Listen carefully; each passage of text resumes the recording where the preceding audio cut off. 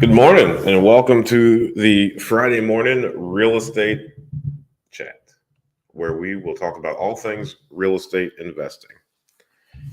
So I hope you have thought long and hard about all the questions that you have always wanted to ask about investing in real estate, getting started, and making good decisions in real estate investing.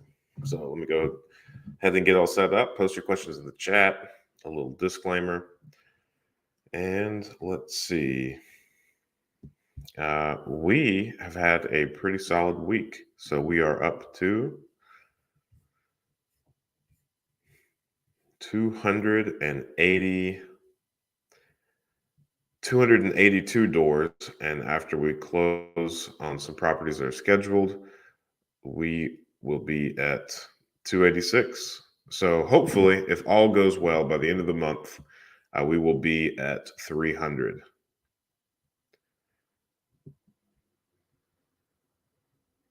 And that'll put us on pace to have purchased 200 homes in 2022, which is our goal. So 6 months in, by the end of this month, we should be right at 100 doors that we have purchased thus far, which is pretty crazy and pretty surreal. And in order to buy 200 homes, it comes out to average right around 17 doors per month. So that's the pace that we have been trying to keep. And we've still got some really good deals coming our way. We're currently in the middle of 2 refinances, and once those refinances go through, that's going to free up a decent amount of capital for us to redeploy. That will fund a couple months of buying 17 homes per month. So on average so far, we've been spending or borrowing, I guess, the purchase price and the rehab costs have totaled about $1.2 to $1.5 million per month, which is also crazy to say out loud and think about. So this refinance should free up enough capital for us to do a couple months, which is, again, pretty surreal. So I'm excited to hear about that, or excited just to get through these next couple of months. We're also buying a business this month that's going to help us out a decent amount. Really looking forward to speaking more about that. But it's going to allow us to do just a little bit of, I think, what they call like vertical integration. I think that's the corporate America way to speak of it. So it'll allow us to save some money and then also help out some other investors here in the area that will allow their dollars to go a little bit further on their rehabs. So pretty excited about that. And then, yeah, I think that's the 2 biggest things that are happening this month: the purchase of that business and also hitting that 100 property milestone.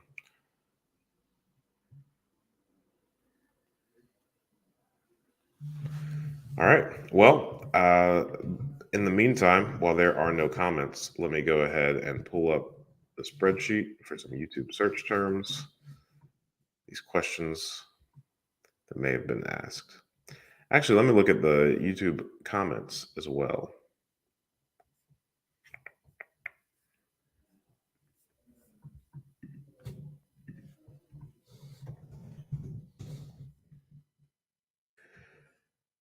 I got a funny comment.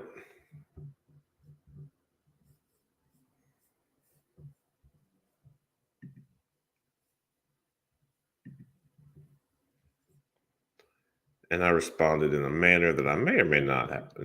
It may or may not have been necessary. Let's see. Here's what it said. I hope you're ready. Hi, Ryan. With all due respect, I have to tell you that a lot of stuff that you said in this video doesn't make any sense. First of all, where and when did you buy a duplex for $35,000 and a good house for $28,000? That is totally unheard of in today's market.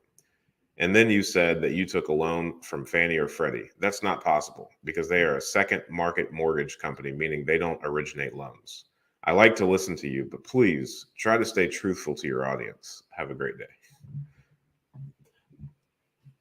The way I responded was, I'll just go ahead and read this because I think I summarized everything pretty well. I've got no reason to lie. You shouldn't call people liars until you do your own research. I bought the duplex in 2017 for $35,000 and the home for $28,000 in April of 2018. Last week, I bought a house for $32,000 and regularly buy properties for less than $40,000 still. A bank is pretty forthright about telling you whether or not they're going to sell the loan to Fannie Freddie after it closes because there are strict requirements they have to follow in order for it to sell properly. Of course, I went through a bank. What you just said is as silly as saying you didn't buy a Coke because Coca-Cola doesn't sell direct. You have to go to a grocery store or a gas station. I was pretty proud of that.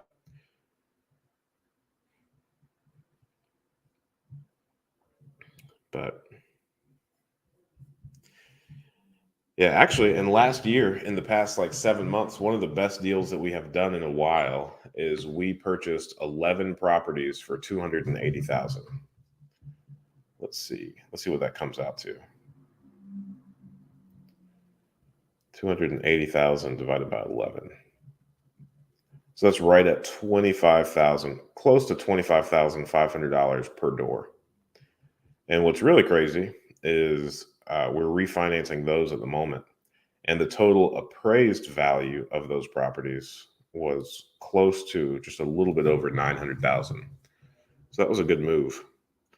And I think just in general, my entire motivation for doing this channel is to kind of give people that are just starting access to ask people questions. I wish that whenever I first got started, there was somebody that was regularly available. I mean, I really don't feel like my personal interpretation of myself is that I don't necessarily hold any punches. If you ask a question, I'll be as truthful as I possibly can. I say as possibly as I can because there are some things I don't know. Like I was just asked a question this morning.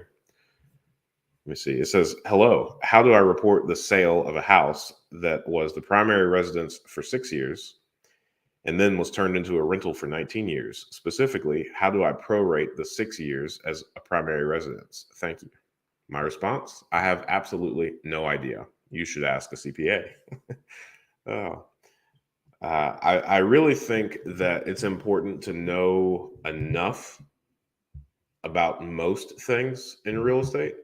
But there are some people that I have spoken with that are doing so much research in trying to get ready for investing in real estate, like trying to memorize the tax benefits, trying to, strategize plans, thinking through like the legal structure, the LLCs, and trying to like read, all this stuff on their own, like whether they should be an LLC, do a trust, do a land trust. And I really think that all of these things should be left up to the professionals. I think you should get a decent team together of professional people because inevitably it seems like one of the areas that people don't research at all are insurance. And I can say that from, having the insurance agency that specifically writes insurance for real estate investors.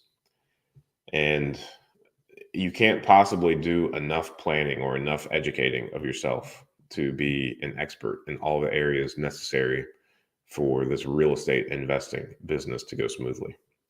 So for me, it would make no sense for me to dedicate any of my time on knowing how to answer this question.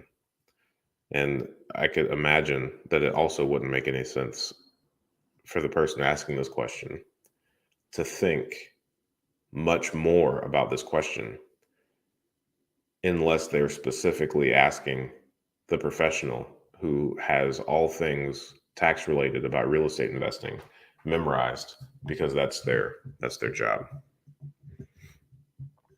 I also get a lot of questions about one-on-one mentorship. People ask me that probably a couple times a week.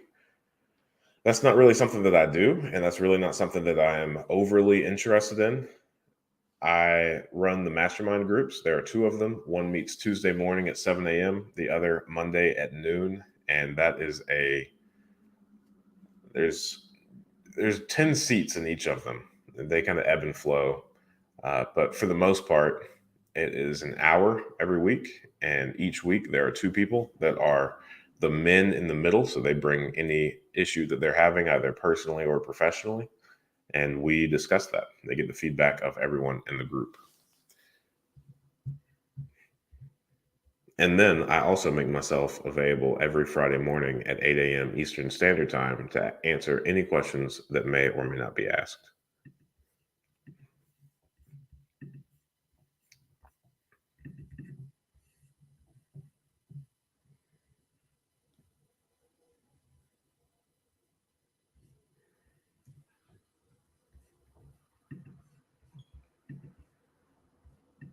Morning. Happy Friday. Good morning. Hey, Brian Reed, I just read a comment from you. Let's see what that comment was. That's how I find investment properties. Let's see. Do you use creative financing in your deals, such as lease option, subject to, and wraps? What's your favorite? Um, so creative financing definitely helped me get started, and especially in the sense of, sellers holding some of the original like purchase price. I think if you are starting in a position of low capital, I think if you are starting in a position where you might be self employed, where you don't necessarily meet all of the bank qualifications, then creative financing is definitely something that will help you tremendously. I think for my answer, I want to separate creative financing from deals where the seller is involved and then deals where it's just creative financing. Like part of me wants to argue that the way that we finance every deal is in some way, shape, or form creative. And I've shared several times on this channel that what we do is we find private lenders. Oftentimes, these are friends, family members. These are loans that are made. There are first position mortgages. They're secured with the property in the first position. So they've got the first position mortgage. And we generally finance 100% of the purchase price and 100% of the rehab costs. And that is, again, secured with a promissory note and a mortgage from a private lender, someone that is not an institution. And since these private lenders are often friends, family members, things of that nature, then the requirements that banks normally have are not present. So there isn't a need for appraisals, really a need for inspections. There's not a need for, an underwriting of the deal. We're the ones doing the due diligence. We're the ones presenting the materials, or presenting the, material on the deal. And what that does is it allows us to close very quickly. It allows us to finance 100% of the purchase price, 100% of the rehab costs, and we make sure that we stay lesser than 75% of the after repair value on that note. That way, whenever we package these together and we approach a traditional lender, one that is going to do long-term finance, then we have the ability to pull back all of the private lender money and pay off that entire first position mortgage in full. And then the only thing that is remaining as a mortgage on that property is that long-term debt. And that means that we have successfully converted 100% financing of that deal into long-term debt without utilizing any of our own money. I think that's extraordinarily creative. And that does not involve the seller. The seller doesn't have to approve that. The seller doesn't have to wait for their funds. At the time of closing, the seller is 100% funded. What they asked for that property, they got all of, minus the realtor fees if they used one, or any taxes that they still have to pay, things like that. So I would say that is probably the best way to be creative, and it's in a way that doesn't involve the seller. And I prefer this method of being creative because it doesn't involve the seller. And oftentimes, people that have properties aren't necessarily astute or educated investors, or even familiar with the types of creative financing things that you're talking about. So, generally, if seller financing or especially the subject to deals make any sense, then it's somebody found themselves in a bad position. They might have a mortgage on the property for more than the property is worth, or something of that nature, where they are kind of in a bad spot, and you're coming along and saying, hey, if the initial mortgage stays in place, I might be able to make this work from a cash flow perspective. That's a win for you, and I guess it's a win for the seller. And again, this is speaking on subject to mortgages, because that's going to release them of that burden that they aren't able to sell their property for what the mortgage is, so they don't have to come out of pocket to make up the difference if they sell. And it keeps them from a foreclosure. However, that is going to take a decent amount of education on your end. You're going to have to spend a decent amount of time with that individual and kind of explaining this to them. I also don't like it because in most subject to deals, the initial seller is the one that maintains all of the exposure, and the person that buys it subject to doesn't necessarily have any exposure from a legal perspective.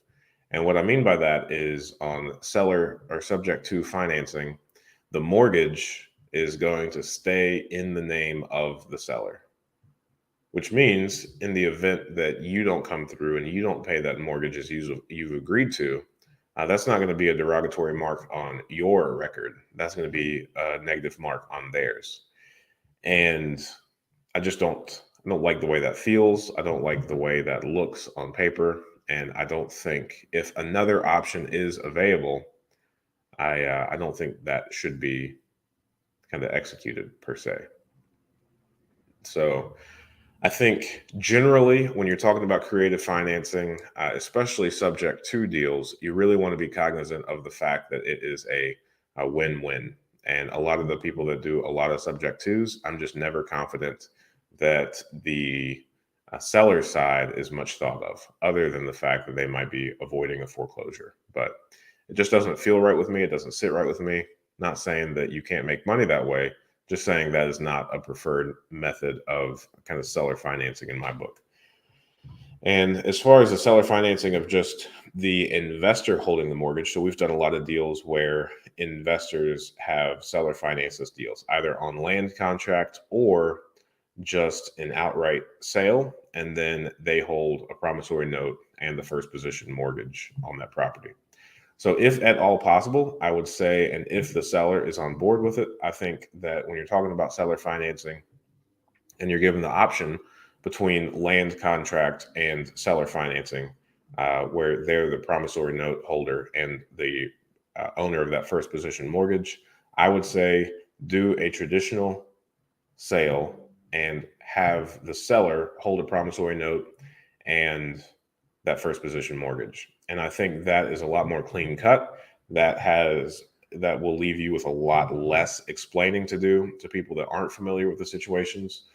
Insurance companies get a little bit fuzzy with land contracts. Banks, when you go to refinance, get a little bit fuzzy with land contracts. We have found that a lot of utility companies don't like honoring land contracts. So for a while, when we were doing some land contracts, the utility companies wouldn't put the properties in our name until that land contract or the deed actually transferred. So they weren't interested in having someone else's name that wasn't the owner listed as the owner. So for those, we had to use the Other Investors LLC and just change the mailing address on those couple of properties and pay those that way. So it's going to be a lot more, I guess, crisp and clean cut if you are doing the promissory note and mortgage route part of seller financing.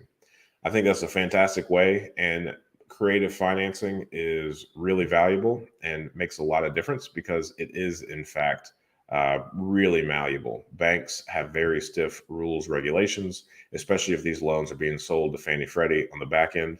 A thing that I now have to specify because those previous comments. But I'm just being funny. So if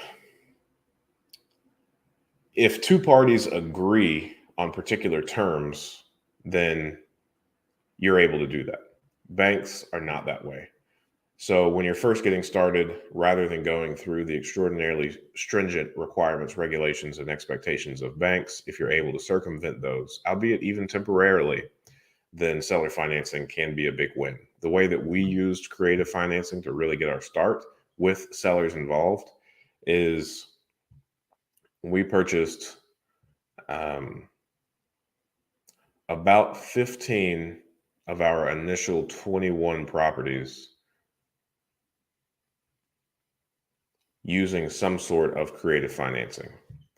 And the pickle that or predicament that we found ourselves in at the beginning, where creative financing was both helpful and it kind of fit in our strategy, as we were looking to grow pretty quickly. Because when we got started investing, I was, um, I don't know, 27, 28, and my brother was 29 or 30, somewhere in there. So our plan has always been accumulate as many properties and as many mortgages as we can as early on, because we would just barely be in our 60s whenever these properties and these loans fully matured if we got these 30-year loans, and way sooner if we got these 20-year.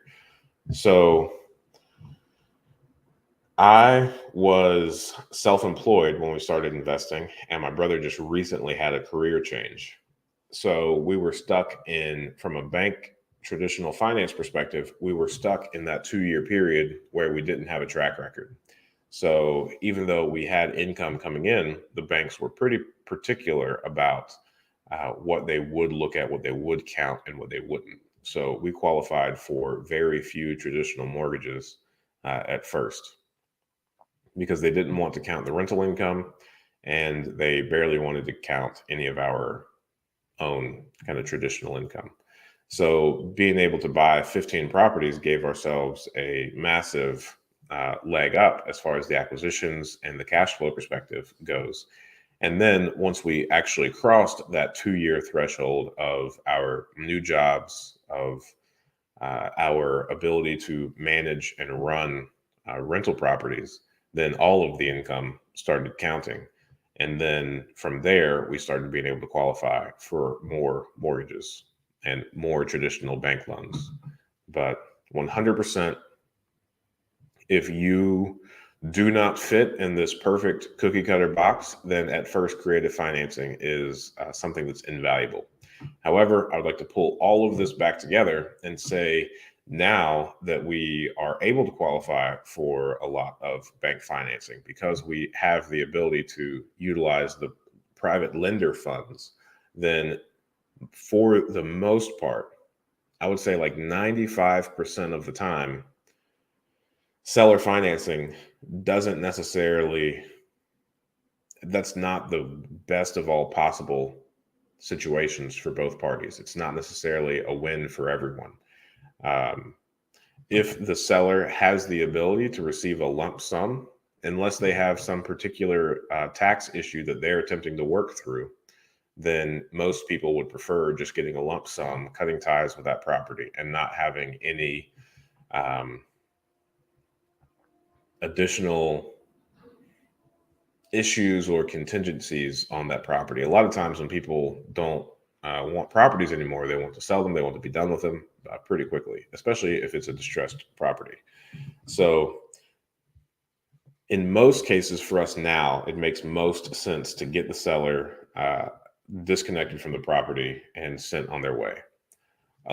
The most recent times that we have done any sort of seller financing is one investor sold us a package of properties recently, and he is actually kind of breaking up his portfolio and wanting to diversify, and has a certain amount of promissory notes or notes receivable that he wants to have coming in on a monthly basis.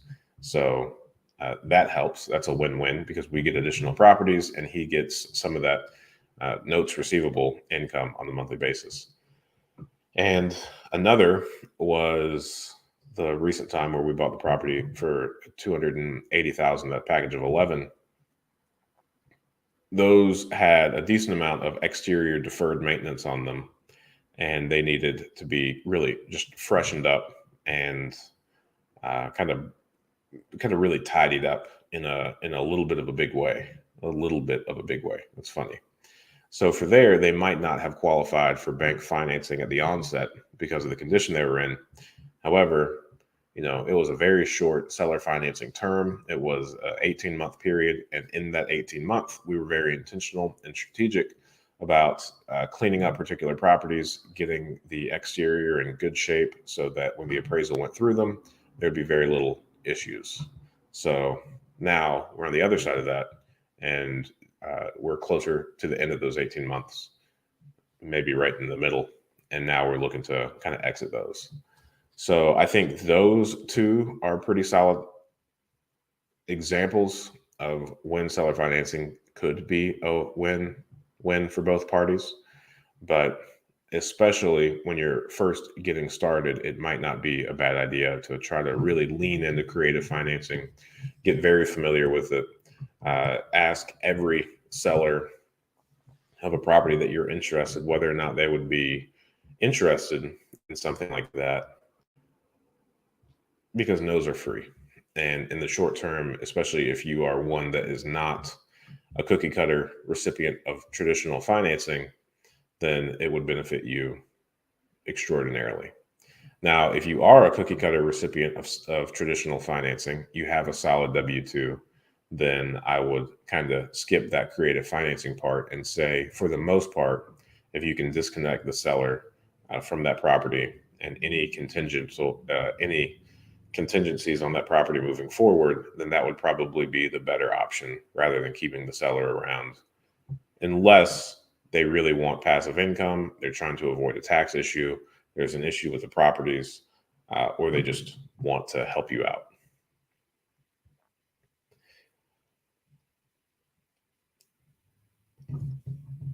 After that lengthy explanation, I would also like to circle back and say, you should definitely be really careful to a lot of the people on the internet that I've seen kind of tout creative financing, seller financing, especially subject to financing. I would say just be really careful. Keep your ethical upright cap on pretty tight, and make sure that everything that you do could possibly be like a win for all parties involved.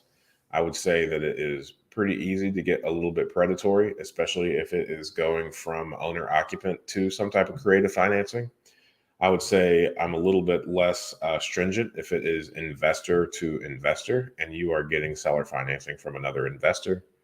I would say make sure that you are always keeping the other person in mind and looking out for their best interests if you are negotiating some sort of creative finance with an owner occupant.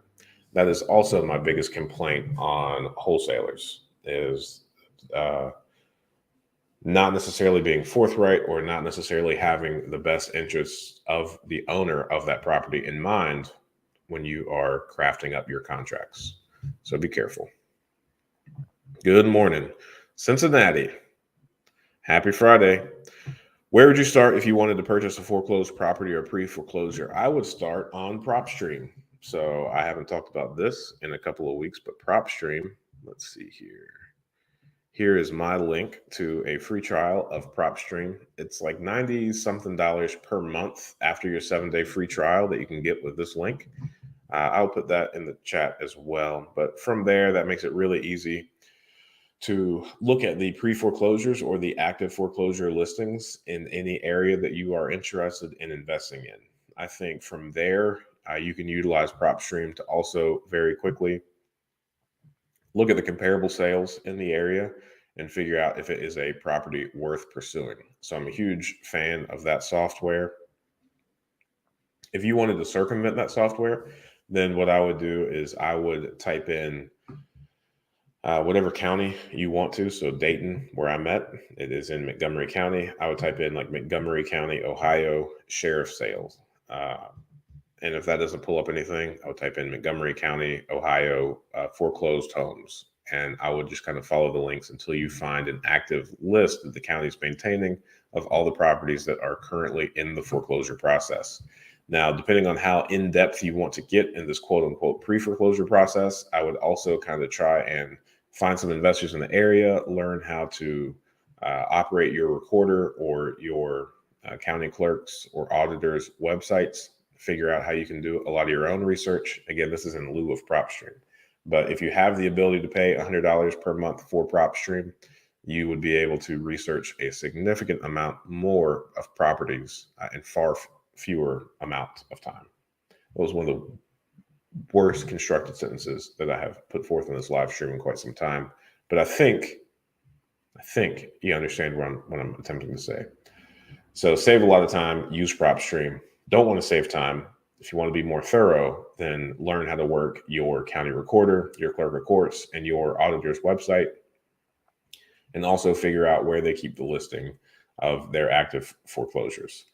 Now, I would also say that you should, if you are interested in doing foreclosed properties at any level of scale, then you should also figure out a couple of different exit strategies for yourself and familiarize yourself with the laws pertaining to being on properties that don't belong to you. Foreclosed properties, nobody has the ability, unless the foreclosure has already occurred, to give you permission to walk on those properties or do anything similar. So make sure that you are not breaking any laws. Do not enter properties that you don't have permission to. And then figure out how you plan on financing it. Some people that want to take down a lot of foreclosures use lines of credits. They have private lenders lined up. Banks are not a fan of financing foreclosed properties because the interior of that property is a massive question mark. If you don't have access to the interior of the house, then you have no idea what your rehab budget is going to be. You could be completely upside down. It might not be a good deal at all. You could see that a property is listed for $50,000. That's the winning bid. And the property might be worth, 80, 90, 100, 150,000. But if it's got no floor or no interior at all, then you buy the shell of a house, then you likely are not going to be able to fix that property up for the amount of money that you're going to have into it and make it worth anyone's time. So because of that, banks are generally pretty leery. Even hard money lenders are pretty leery on lending on foreclosed properties without access to the interior. Now, depending on where you're at in the pre-foreclosure process, you might have access to the interior. If the foreclosure has already occurred and the bank or some county entity is now the owner of this property, then you might have access to the interior, in which case you would be able to get traditional financing, or not necessarily like the long-term financing, but like private lender, hard money lenders, or these fix and flip type loans on those properties.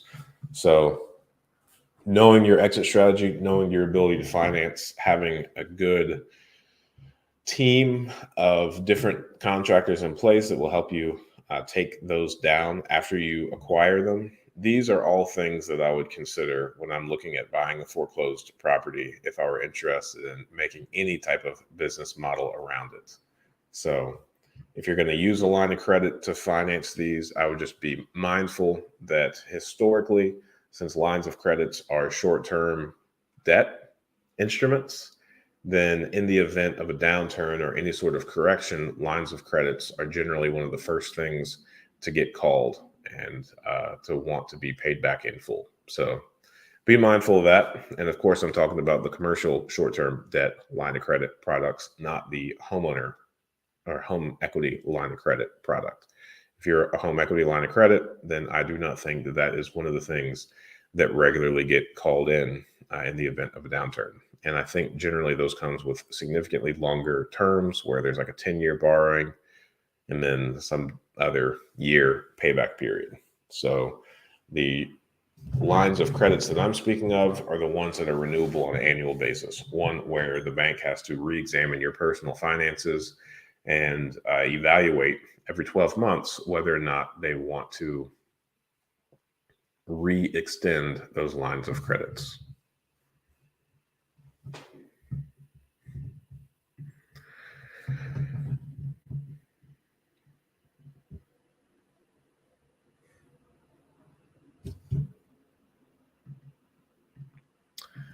All right. Ravi Ray, that's a pretty fun name. I currently have a personal lender who will lend me all the funds to put 20% down on a turnkey property in Alabama, along with any other funds needed for the property. My question, I don't know what to do to get started. And then that face. Okay, so you have a private lender who will lend you all the funds to put 20% down on a turnkey property in Alabama. So assuming that you are meaning that they're going to lend you the down payment and any funds that you might need to address issues as they arise with this property. So here's the thing that I would still be mindful of, right? And this is I think this is really important, is whatever the after repair value is, whatever full retail market value is for that property, you do not want to purchase that property for any more than 75% of the value of that. So if a property is worth $100,000, even if it's turnkey, there's nothing wrong with it. You can move somebody in that same day of closing. Do not spend more than $75,000 on that property. That's going to be best for you. That's going to be best for the lender. That's going to make you have the ability to acquire more properties because you're never going to have to leave any money in the deal. If we really like a property, we will deviate from that on occasion. However, we can't deviate from that often because as soon as we deviate from that, we start running out of money. Because the only way that you never run out of money is by never leaving any money in any of the deals. So if you're telling me you're going to buy a turnkey property and put a 20% down payment down, then I'm already getting a little bit nervous. I've got some red flags coming up because you're talking about 80% leverage from the bank. I'm assuming that this turnkey providers aren't generally known for giving discounts on the property. And then you're also talking about borrowing the 20% needed in order to satisfy the first lender, the traditional lender's 80% requirement.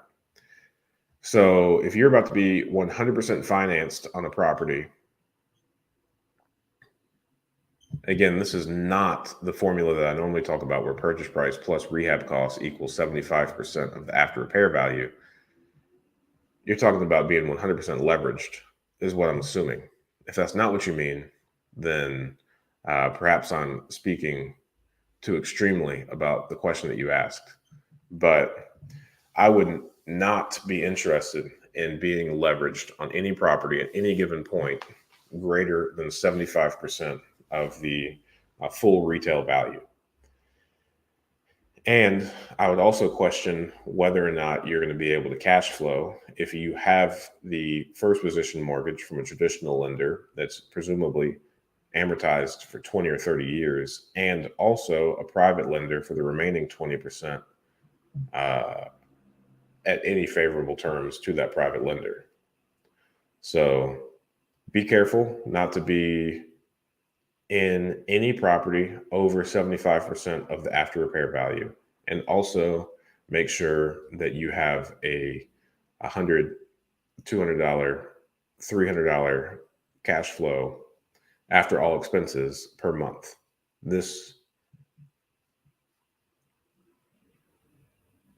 I've already discussed this from an equity perspective, but that protects you from any downturn in the market. It also allows you to and I say it protects you in the downturn because if housing prices fall 25%, then you're still not underwater yet because you only have 75% of the total value borrowed. So you can withstand a 25% decrease in the market prior to being underwater on the value. Now, that only matters if you have any desire to sell the property. It also protects you in the sense of you do not have to leave any of your own capital in the deal, which means that you're going to be able to buy the second deal faster because you don't have any of your own money tied up in the first deal. The cash flow, the couple $100 per month, allows you and protects you from any downturn in the rental market where something occurs in that area where the rental rates may drop.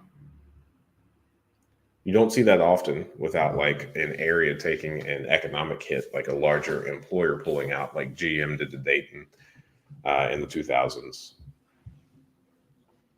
So from a long-term perspective, it is possible that you make money from financing 80%, borrowing 20%, and being 100% leveraged on the after repair value perspective. However, it's going to take an extraordinarily long time. So the 4 ways of making money in real estate are your appreciation, which you're still going to get. It's going to, on average, it's like 4% per year. That's a national perspective. Your local market may be lower. Your local market may be higher. I have no idea where Alabama falls in that. The tax benefits, you're still going to get those. So you're still going to get your depreciation, and you're still going to be able to write off any repairs, maintenance expense, and somehow the capital expenditures as well. So you're still going to get your tax benefits and appreciation, which again, very long-term play, and the money made on those aspects of real estate are not something that you're able to go out and feed your family with. You're also going to make money on the principal pay down, depending on how you have it structured with your private lender. Maybe not there, but definitely on the traditional people that financed the 80%, you're going to have some principal pay down there. Again, not money that you could spend or feed your family with. And then the cash flow from that perspective, since you're 100% leveraged, you might have some of it, you might not have some of it. But I think it's also really overlooked, but also very important to know that cash flow, while it is the only immediate option that you have to feed your family with, is also one of the smallest ways that you make money in real estate investing. So generally, you reach a point in the loan where the principal pay down is going to be greater than your cash flow after expenses. And then the depreciation is generally, after a couple of years, going to be greater than the cash flow on a month-over-month. And then depending on what type of condition the property's in and what you do to it, the tax benefits could also outweigh your cash flow. So it's a massive balancing act, one that you want to be very, very familiar with. And I cannot, in good conscience, recommend that anyone be out there purchasing properties for greater than 75% of the after repair value. Sweet. I said a lot of words and no clarifications came in or additional questions. So good job, team. All right. Any questions you might have in the chat? Happy to answer them. Let's see here. Download the Ingram rental calculator app. That's a real thing, available in the Apple App Store and also the Google Play Store. So available on Android as well. A lot more to think about. I needed to hear all this. Good. I'm happy you asked the question. I'm happy you were here. So, but hey, more power to you for, first off, finding a private lender. That is one of the hardest things that people say that there is to do. That's one of the trickiest ways that, or one of the things people get a lot of very caught up on, is being convinced that they don't have anybody in their network that would be willing to lend to them. So you have already accomplished one of the most difficult or more difficult things to do in the kind of business model of real estate investing that I speak of often. So power to you there. And then also actively being out there looking for deals and analyzing them. That's something that surprisingly, people that are interested in real estate investing don't do often. So I can't tell you the number of times where I have people tell me that they're interested in investing in real estate, but they never really monitor the market, analyze deals, or look at things otherwise. So, hey, you're on the right track, doing all the right things. Now you just want to make sure that you cross your T's, dot your I's, and come up with a good plan that is sustainable and insulates you from some of that market volatility.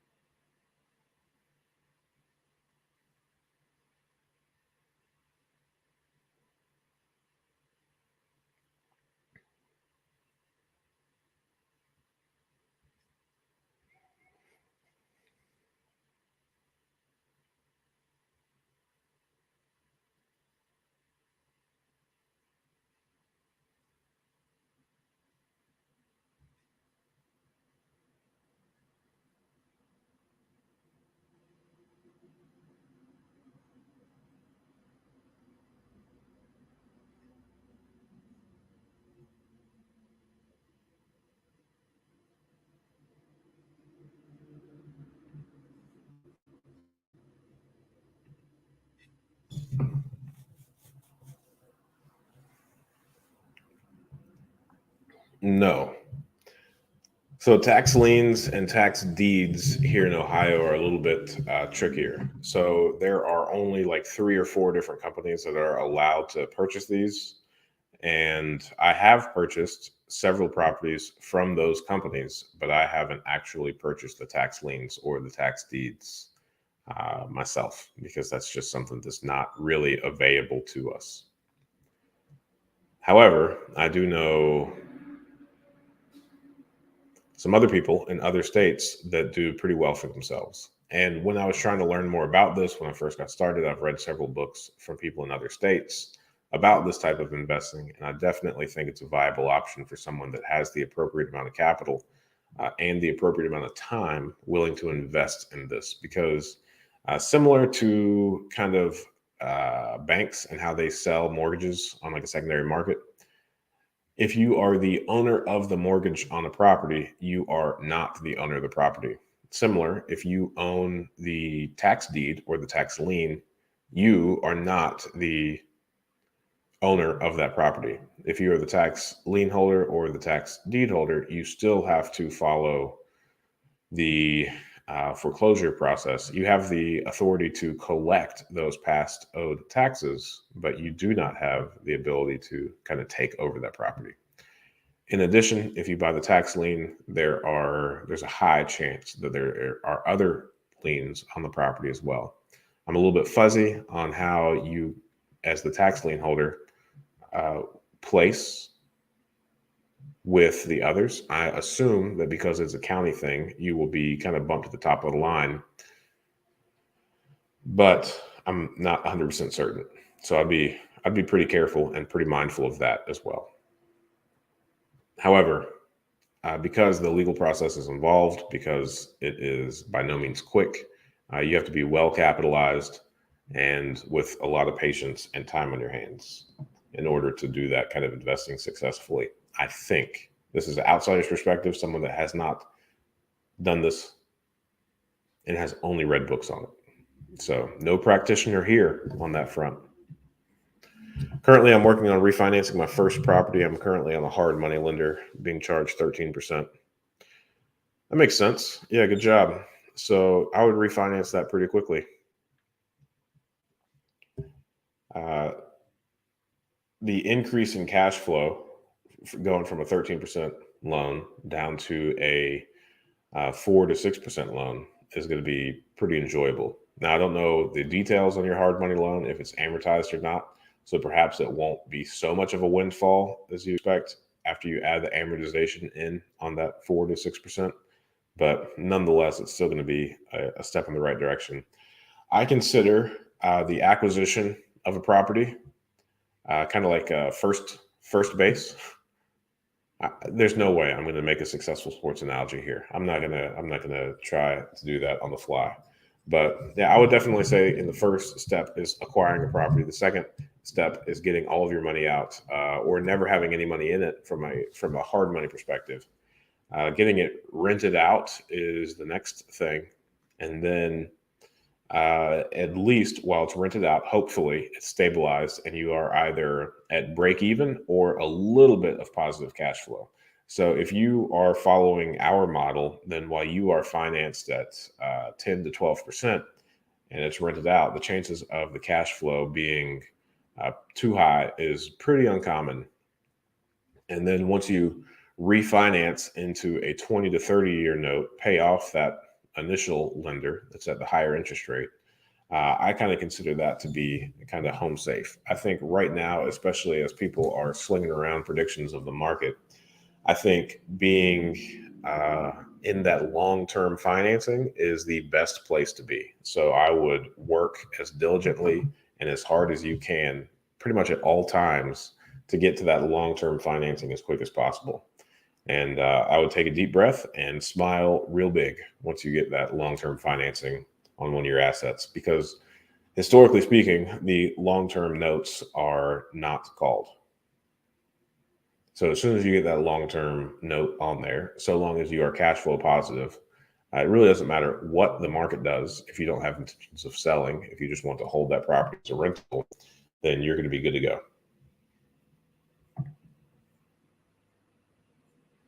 Hey, Paul Amgatcher. I was actually thinking about you as I was giving that answer. Essentially treated like delinquent taxes, so it does become the first lien on the property. All other liens become junior liens to it. Nice. Yeah, that makes sense. Since you're giving the government money, it makes sense that they trump all the other potential lien holders that are not the government.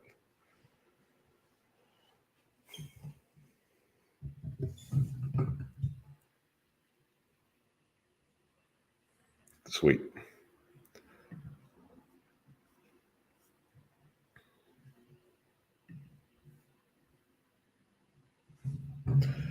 All right. Any question people might have?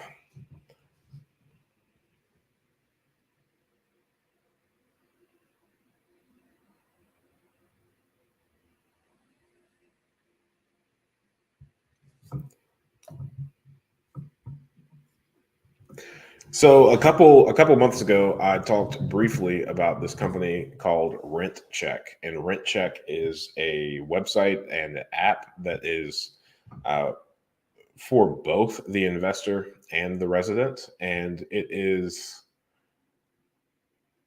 an inspection software. So it's an app. You're not able to upload photos to it. You have to actually access your camera through the app and then take photos of the property. So, from the property owner perspective, what this software or inspection software allows you to do is it allows you to identify the areas that are of your concern. Like, let's say you want to make sure that that furnace filter is changed out on a monthly basis, then you can ask this rent check software to send a message to the resident on a monthly basis asking them to upload a photo of that new furnace filter with like the date written on it, right? So that's beneficial. You can get this as custom as you would like. If you want to do monthly, quarterly, semi-annual, or annual inspections of your property, you're able to set this up. You're able to select all of the items that you want photoed so that you can just get a better understanding of the condition of your property. So I think this is especially important because there are multiple times where someone has moved out, albeit in the middle of the night or at the end of their lease term, and the property will be in disrepair. There will have been like a dog in the basement just pooping the entire time. And, we think to ourselves, had we known that this was going on, we would have somehow intervened and fixed this solution, because our goal is not to have our property destroyed. Our goal is to have these properties without deferred maintenance in really good condition so that we can hold them as assets for the next 50, 60, 70 years, whatever, and pass them on down to the future generations of our family. So we have no interest in having any deferred maintenance present on any of our properties. And as we are putting residents inside these properties, it's our goal to provide above average housing at an average price, and also, provide above average service to any of the things that residents may need. And because that is, our main intention, we also want to partner with people that are interested in really taking care of the properties. And if they are not interested in taking care of these properties, then it's really difficult for us to find out if they're not the type of person to file a lot of work orders. We generally, historically, we have only found out if a property is being mistreated if we have a work order put in place and someone goes out there, is horrified by the condition, or sees something they don't like, or know that we wouldn't like, and then they tell us about it. But that is a lot of relying on other people and a lot of sitting back and waiting, especially if they're not ones to file work orders often. So rent check is invaluable in that sense. And from the resident perspective, one of the most common complaints is having your security deposit improperly withheld, or disagreeing with something and not necessarily having the proof that that is the condition, in fact, that the property was in when you moved in. So, rent check from the resident facing side is all about protecting the security deposit and making sure that you aren't held liable for things that you're responsible for, which is, a big deal. And that is, a worthwhile software as well. So we have now implemented this. We are, I would say, probably about 6 to 8 months in from starting to integrate the software. And initially, our goal is to, on a semi-annual basis, do a rent check for all of our properties. So do this inspection. We are not using it on a monthly basis to check for these furnace filters. We just want to, 6 months in, touch base and figure this out. So, rent check, the fun story. The whole reason that I set this up is personally, one of my favorite homes in the portfolio. And the people that know me well know that that is nonsense when I say it, because if you really pin me down, then pretty much every single one of our houses in our portfolio are one of my favorite. But truly, I think this is one of my favorites. So I'm going to describe it in detail. It is a beautiful brick home. It's been painted, but it's brick. It was built in 1885, and it is solid. It has the original pocket doors inside. It has all the original wood trim. And I had 3 of my children in this home on the second floor. And again, 1885, it's solid. All the corners are still square. All the floors are still level. And I had my kids on the second floor, and they were jumping up and down. I was in the next room, could not feel it, could not really even hear it. I mean, it is a solid tank of a home. It's a really large one as well. It's a little over 2,000 square feet. And we didn't really spare any expenses when we were renovating this thing. So a lot of these older homes have absurdly large windows that are a little bit too close to the floor. And because of that, the code is that these windows be tempered glass instead of just normal glass. So we did not frame them in. We made all the windows the original shape. Pretty proud of that. And we moved someone in, and they are not treating this house well at all. So inside the first couple of months, we start getting complaints from any of the vendors that have to go over there for anything. So then they came up on the rent check, and the rent check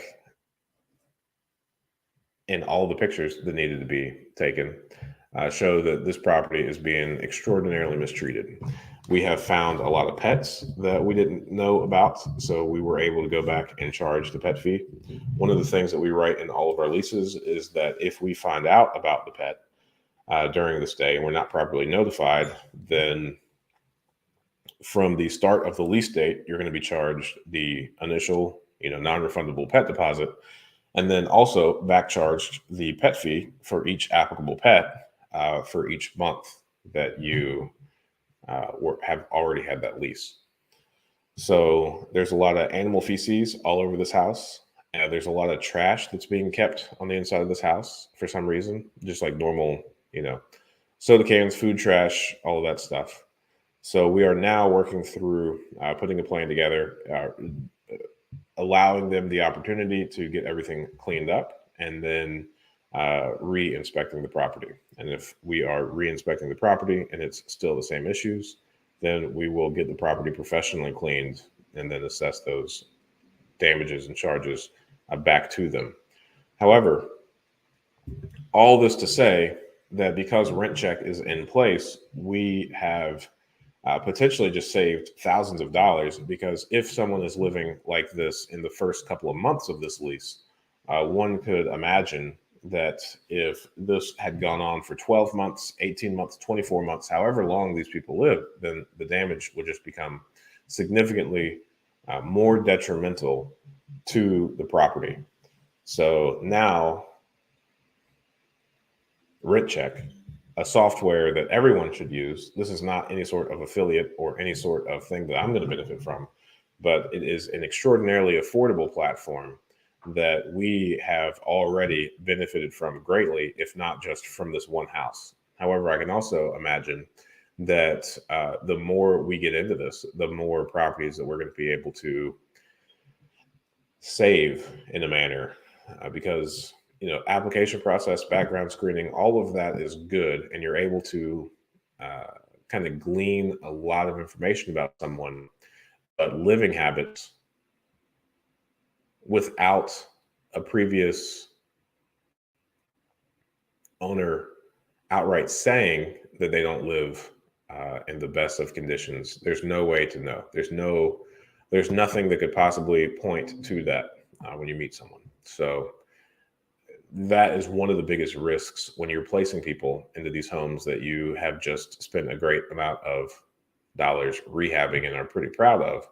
Is the biggest exposure there is, will these people tear it up? Rent Check has really helped us in that regard, and we are super pumped that we caught this and we are now able to take action. One of the ways that we have also found Rent Check appropriate is there are some people, and we've had people, plenty of people tell us that they've only lived in apartments. This is their first house. They don't necessarily know how to live in the house. We have a lot of people we have found that are somehow bashful about filing work orders. Like if a faucet is barely leaking, they would rather just kind of let it leak. They don't want it to be a big deal. They don't want to be a bother to someone. But that is, something we want to know about and we care about. So we have been able to proactively file a lot of work orders on properties. And we have also found a significant number of pets that were unauthorized or otherwise should not have been there. So the amount of people that we house that are so gracious enough to keep other people's pets for them are pretty astounding. Thanks for listening to my rant about Rent Check. Thank God it's Friday. You're right. Evict them, bro. They will not change their nasty habits. I agree with you. What was the name of the software we just mentioned? Rent Check. Rent Check.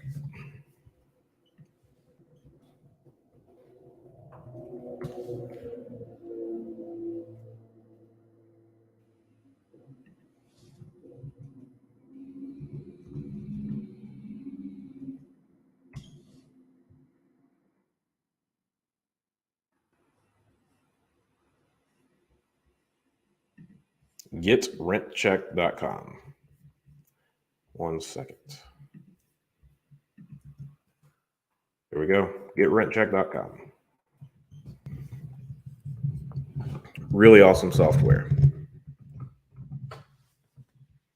Highly recommend.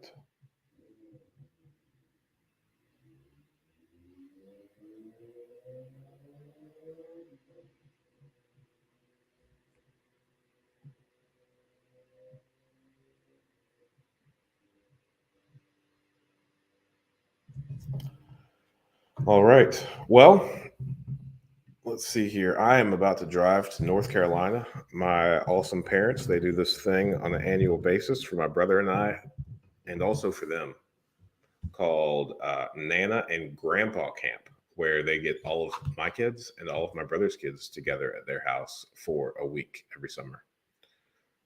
So it's fun for us, our spouses, and also presumably my parents. All the kids definitely enjoy it. They have a lot of fun time together. So I'm about to take off to North Carolina, but I have just enough room for a couple more really solid questions. No, we don't use Rent Check for people to submit work orders. We use the property management software for people to submit work orders. And the property management software that we use is Appfolio. There are a lot of other options out there, and probably other ones that I would recommend. I think if I had to go back and change or reselect the property management software, I don't think I would necessarily pick Appfolio. Maybe we'll see. But some other good ones are Rent Manager. Apartments.com has a good one. I think Zillow is in the space. I know a bunch of people that have like 1, 2, 5 doors that use Zillow kind of exclusively to manage everything. And from my understanding, Zillow is free at the moment as they're building that software out. I think apartments.com might be free still. I'm not sure, but apartments.com bought Cozy. Cozy was one that I would highly recommend. Buildium is another. And most of these software, I think they're pretty comparable for the most part, but I think Rent Manager it has some features that Appfolio doesn't, that I would be a fan of Appfolio starting or integrating. Rent Manager allows you to send letters via the United States Postal Service just with a few clicks. And Rent Manager seems to be a little bit more friendly on the letter template, generating those, emailing those to particular people in particular groups. So as far as communicating and pushing out like letters from software, Appfolio, it does not have the ability to do that. I think you can also send out mass text via Rent Manager, and you cannot via Appfolio. So these things might be to come, but Appfolio also has like a 50 property minimum before you are able to use that software. The main reason that we used Appfolio is a matter of convenience. When we took property management in-house, we had about 60 doors, and the property management company that we were using at the time, they used Appfolio. So I called Appfolio, and they said they would just transfer over all the data after they got written permission from the property management company in order to do that. So it just saved me, before we had a team and before anyone else was necessarily helping on the management side, it saved me a tremendous amount of time. So that's why I used Appfolio. But they file work orders, they communicate, they can text, they can get emails, all that via Appfolio, pay their rent. Appfolio also has an integration that once someone moves out, you can send them to collections for any past due balances. They partnered with some attorney firm that will do that. All right. Well, hey, no additional questions. I sure do appreciate everyone. I think this has been a really awesome live stream. Got 14 people on. Next Friday, 8 a.m. Eastern Standard, I will be right here. Really looking forward to hearing some questions from you all. So thanks so much. Keep looking for properties, analyzing properties, and buying them. I will talk to you soon.